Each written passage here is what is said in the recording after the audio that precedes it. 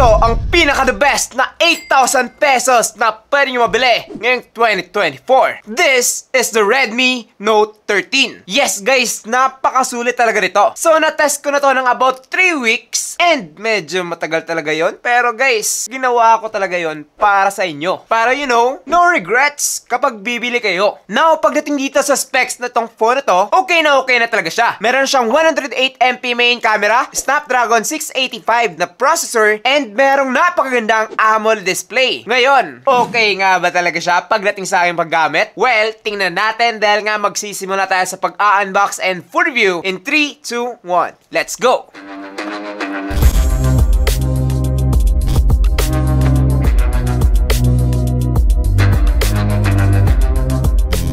What's up guys, I'm GP and this is JTeen TV. Kung makikita naman ninyo pagdating sa kanyang box, meron na siyang itsura ng phone dito and yung kanyang RAM at ROM naman nakalagay dito sa ibaba. So far, yun lang naman, wala lang masyadong design dito guys. Kaya naman tara, buksan na natin. Woo!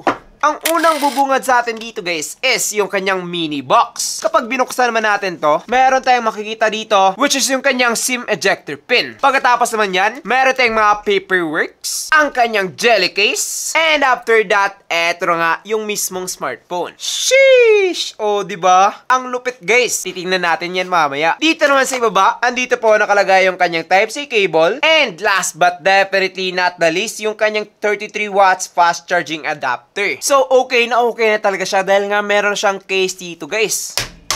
Malupit. Parang matagal na rin hindi naglalagay ng case si Xiaomi. So, okay na talaga. So, eto na guys, si Redmi Note 13. Meron ka iba't ibang kulay katulad na laban ng green, black, and etong kulay na to which is yung Ocean Sunset. Napakaganda talaga niya guys dahil nga sobrang premium tingnan netong phone na to. Nagmumukha na talaga siyang flagship, especially kapag pang malayuan. Ngayon, kapag nahawakan mo naman siya, yes, hindi na siya feeling flagship dahil nga meron na siyang plastic back at saka plastic frame. Pero guys, yung kanyang design talaga is napaka-premium tingnan. Looking at the sides, meron ka ng flat sides na merong matte finish. This really enhances the device pagdating sa kanyang design guys dahil nga hindi na dumidikit yung ating mga fingerprints and smudges dito sa kanyang sides. But dahil nga meron tayong glossy finish dito sa kanyang likod, dito naman didikit yung ating mga fingerprints and smudges. So, good thing na lang na naglagay sila ng kanyang free case. So, maganda talaga to guys dahil nga protected na yung mga smartphone, especially pagdating dito sa kanyang mga camera. Speaking of the cameras, meron tayong triple camera dito and meron na din siyang dual LED flash. Dito sa kanyang mga sides, meron na tayong volume rockers and power button dito sa kanyang right side. Sa baba naman nakalagay yung kanyang SIM card tray na merong hybrid SIM slot. Pwede ka maglagay ng 2 SIM card o di ka naman 1 SIM card at isang micro SD card. Katabi nito ang kanyang Type-C port, microphone, and yung kanyang speaker grills. Dito naman sa kanyang left side, wala tayong makikita. And dito naman sa top guys, marami po. Unang-una, andito yung kanyang 3.5mm port o di ka naman saksakan ng headphone jack. Ang kanyang pangalawang speaker dahil nga dual speaker na to. IR blaster which is napaka-useful kung gusto nyong gamitin ang phone niyo as a remote sa inyong mga TV,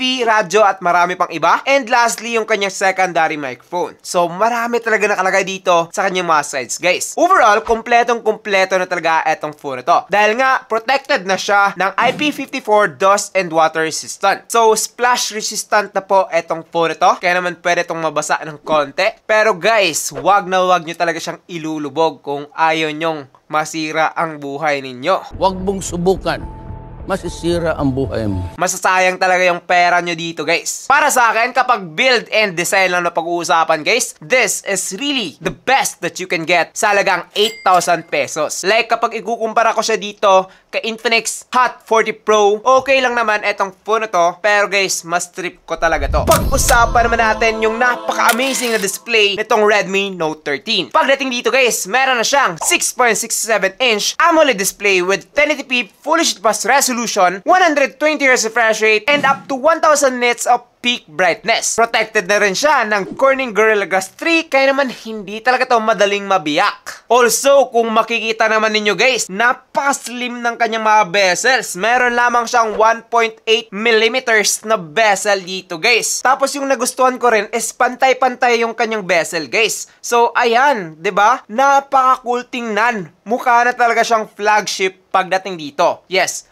mukha lang. As you can see, napakabilis na napakaganda rin ng kanyang display. With its 120Hz refresh rate AMOLED display, yung pag-scroll ninyo sa inyong mga social media, pag-browse ng inyong mga webs, pwede talaga yan with this phone. Mararecommend ko na talaga yan dahil nga napaka-enjoyable ng aking experience dito guys sa aking 3 weeks of use. Napaka-vibrant, napakaganda ng kanyang saturation, and pagdating sa resolution guys, hindi ka talaga malulugi with this phone. I really think na sa lahat ng mga budget phones out there sa presyong 8,000 pesos, this has the best display. And hindi ako nagbibiro guys. Just look at that punch hole. Ang liit. Kapag kayo mahilig manood ng mga movies dito, videos, mag-e-enjoy ka talaga. Like legit. Kung sa labas naman yung pag-uusapan, like yung mga outdoor user, pwede na to with its 1000 nits of peak brightness. So, ang liwanag ngayon dito sa studio guys, pero as you can see, kitang-kita. Napaka-bright pa. So, kahit nasa labas kayo, hindi nyo talaga mamimiss yung mga details sa inyong display. Para sa akin, overall, pagdating dito sa kanyang display guys, this is the best display that you can get for its price. Like, hindi ako nagbibiro guys. Ang ganda talaga ng display nitong Redmi Note 13. 10 out of 10 para sa akin. Ngayon, pag-usapan naman natin yung kanyang processor. So, pagdating dito guys, meron na siyang Snapdragon 685 with octa-core CPU up to 2.8 GHz and Adreno 610 naman pagdating sa kanyang GPU. Kapag ito yung gagamitin niyo sa Mobile Legends guys, meron na siyang Ultra Graphics with super refresh rate, and okay na talaga yan. Kapag naghahanap ka na isang budget gaming phone na okay na sa gaming guys, especially sa Mobile Legends, pwede talaga etong phone na to. Napaka-smooth niya na dito. Ang ganda talaga ng kanyang graphics dito sa kanyang display guys. Mag-e-enjoy ka talaga, no doubt, kapag eto yung gamit ninyo pang laro. Walang malag, walang mga frame drops, and mabilis din yung connection niya sa aking Wi-Fi guys. So para sa akin, perfect na talaga ito pang gaming. Like you know, this is on top pagdating sa mga budget phone. Dahil nga pinagsama niya na yung magandang processor and amazing na display. That is why, ang ganda talaga niya sa aking mata guys. And I'm pretty sure na rin na kapag ito yung gamit ninyo, hindi na kayo aalis pa and mag-gaming na kayo whole day. Actually, meron nga pala siyang dalawang variant. Either 6GB of RAM na merong 128GB na storage, o di ka naman yung 8GB of RAM na merong 256GB na storage. Etong hawak ko is yung 6128 na merong presyo na 7,999. Ito yung sinasabi ko guys. Dagdagan nyo na lang siya ng SD card and you're good to go. Meron kasi siyang expandable na RAM which is 8GB. So, 6 plus 8, 14GB total RAM. So, pwede ka na palang mag-multitask with this phone without any issue at all. Wala yung mga loading, o di ka yung mga delays. Wala na yan dito kay Redmi Note 13. So, overall, pagdating sa performance, guys, okay na etong phone na to. Now, let's talk about the battery of this phone. So, eto guys, ay meron ng 5,000 mAh battery with 33 watts of fast charging. Kapag gagamitin mo lang naman casually yung phone na to, like yung mga pag-Facebook, pag-YouTube, aabot ka talaga ng 1 day with this phone. And magcha-charge ka na lang sa gabi. Ngayon, kapag charging naman yung pag-uusapan natin, umabot lang ako dito guys ng 1 hour and 15 minutes from 0 to 100%. Diba? Ang bilis nun. 33 watts na kasi siya guys. So, pagdating dito, okay na talaga siya for its price. Matagal malobat and mabilis ma-charge. Exciting part pagdating dito kay Redmi Note 13, which is yung kanyang complete na cameras. Pagdating dito guys, meron ka ng 108MP main camera, 8MP ultra-wide, and 2MP macro. Dito naman sa kanyang selfie, meron ka ng 16MP selfie camera. Now, as you can see, yung aking mga pictures na nakuha dito guys is napakaganda talaga. Sharp, kuhang-kuha yung kanyang details, and okay na okay din yung kanyang color saturation. Siguro medyo nagme-mess up lang siya ng konti pagdating sa aking skin tone, pero overall guys, napaka-okay niya na talaga, especially dahil nga meron siyang 108MP. Yung 108MP kasi guys is kapag kumuha ka ng larawan gamit nito, kahit na i-crop mo siya, magiging lossless talaga, o di ka naman hindi makukuha ng quality yung picture na kinuha nyo gamit yung mode na yun. Also, kung yung iPhone merong 0.5 na ultra ultra-wide camera. Eto guys, meron ng 0.6.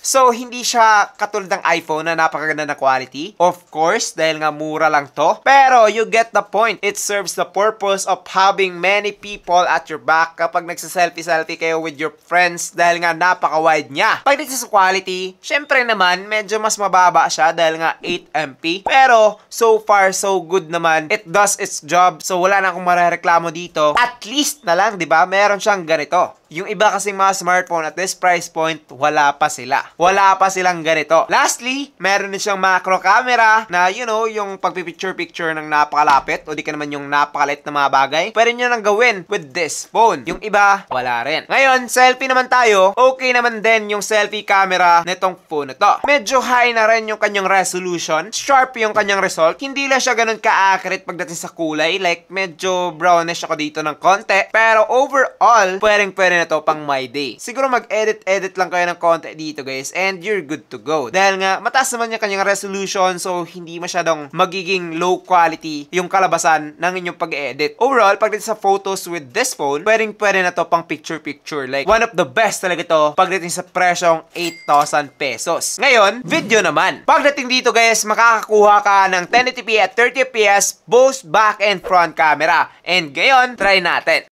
So, eto naman guys, yung video quality ng Redmi Note 13. So, ano sa tingin nyo? Okay ba? Comment down below. And ngayon, try naman natin yung kanyang selfie camera. Now, eto naman guys, yung selfie video camera using the Redmi Note 13. Ano sa tingin nyo? Okay ba? Comment down below. Pagdating dito guys, dito lang siguro ako medyo hindi nagandahan dahil nga medyo beautify po yung result ng kanyang back camera, which is I expected it to be as natural as possible dahil nga natural yung kanyang mga photo. Pero guys, medyo beautify po siya pagdating dito. Kapag gusto mo na isang natural talaga na video quality, siguro hindi ito para sa'yo. Pero kapag gusto mo naman yung medyo pumupogi ka pa ng konti, well definitely okay na talaga etong si Redmi Note 13. Parang meron kang makeup na konti. So, mas smooth yung ating mukha dito, guys. Also, kung hindi nyo alam, makaka-video rin kayo gamit yung kanyang ultra-wide camera, guys. So, kapag mahilig kayo mag-vlog na pag ganito, iset nyo na lang siya sa 0.6. Like that. O, diba? Ang lapad. Again. Ganito yung 1x, guys. And ganito naman yung ultra-wide. O, diba? Sheesh! Overall, recommended ko ba etong si Redmi Note 13? Well, definitely. Yes na yes, especially sa presyong 8,000 pesos. This is definitely the best phone that you can get dahil nga ang ganda na ng kanyang design and build quality. Napaka-gorgeous na rin ng kanyang display dito, guys. Like, especially yung paborito ko, which is yung in-display fingerprint scanner. Diba? Napaka-cool. Complete package like yung mga dual speaker, IR blaster, and more. Dagdag mo pa yung malakas na processor and magandang camera plus mabilis na charging. Okay na talaga itong si Redmi Note 13. The best 8,000 pesos for me ngayong early 2024. So, I guess that's pretty much it for this video, guys. I hope na nag-enjoy kayo. If you do enjoy, will definitely subscribe now and follow us pagdating sa ating mga Facebook page, TikTok, and more. So, that's pretty much it for this video. I am JP and this is JTeen TV. Thank you for watching and God bless. Bye-bye.